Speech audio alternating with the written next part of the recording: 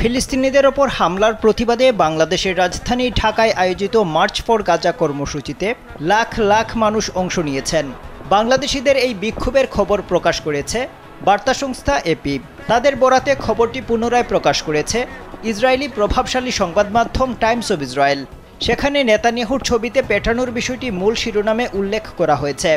যদিও এপির শিরোনামে এই বিষয়টি নেই। তারা শিরোনাম করেছে বাংলাদেশের রাজধানীতে ইসরায়েলের বিরুদ্ধে প্রায় 1 লাখ মানুষের র্যালি।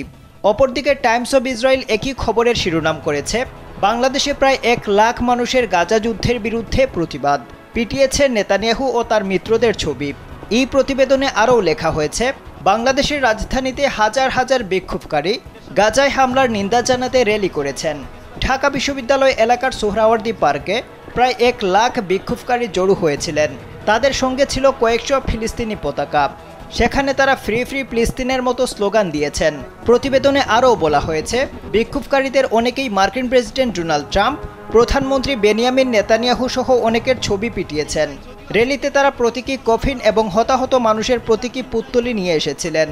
প্রতিবেদনের শেষের দিকে বাংলাদেশ 17 কোটি মানুষের একটি মুসলিম প্রধান দেশ, ইসরায়েলের সঙ্গে তাদের কোনো কূটনৈতিক সম্পর্ক নেই এবং তারা অফিসিয়ালি একটি স্বাধীন ফিলিস্তিন রাষ্ট্রকে সমর্থন করে, এই বিষয়টিও উল্লেখ করেছে টাইমস অব ইসরায়েল।